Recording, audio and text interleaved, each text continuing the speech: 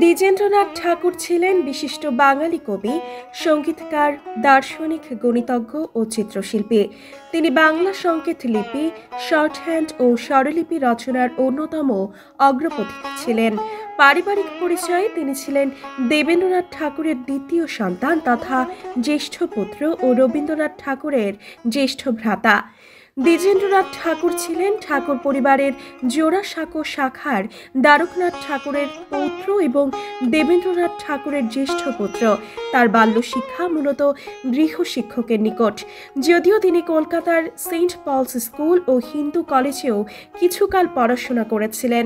দ্বিজেন্দ্রনাথ ঠাকুর তার পরের ভাই সত্যেন্দ্রনাথ ঠাকুরের অত্যন্ত ঘনিষ্ঠ ছিলেন, যদিও দুই ভাইয়ের মধ্যে প্রকৃতিগত কিছু পার্থক্য ছিল।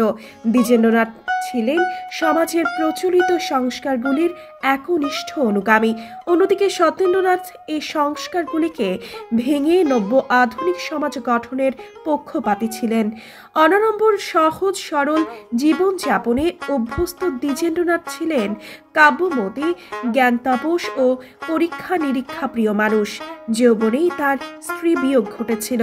অবশিষ্ট জীবন দ্বিজেন্দ্রনাথ ঠাকুর বিপত্তিক অবস্থাতেই অতিবাহিত করেছিলেন।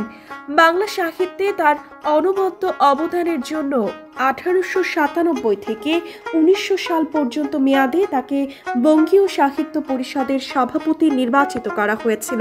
1914 সালে বঙ্গীয় সাহিত্য সম্মেলনের অধিবেশনে তিনি পৌরোহিত্য করেছিলেন। 1873 সালে পাবনা বিদ্রোহের সময় তার জমিদারির আয় হ্রাস পেলে তিনি কৃষকদের বিরুদ্ধে কঠোর ব্যবস্থা গ্রহণ করে শান্তি শৃঙ্খলা পুনর্স্থাপন করার সুপারিশ করেছিলেন। দ্বিজেন্দ্রনাথ বিভিন্ন ধরনের পরীক্ষা নিরীক্ষা করতেন। তিনি ছিলেন বাংলা সংকেত লিপি বা শর্টহ্যান্ড প্রবর্তনের এক অগ্রপথিক। তিনি কবিতার আকারে সংকেত লিপিও চালু করেন। বাংলা গানে স্বরলিপির ব্যবহার প্রবর্তনের ক্ষেত্রেও তিনি অগ্রণী ভূমিকা নিয়েছিলেন।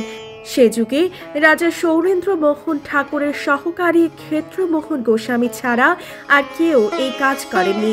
1913 সালে বাক্সের গঠন বিষয়ে বাক্সমতি নামে একটি পুস্তকও রচনা করেছিলেন দ্বিজেন্দ্রনাথ। কাগজ মুড়ে নানা রকম আকৃতি দেওয়া ছিল তার শখ।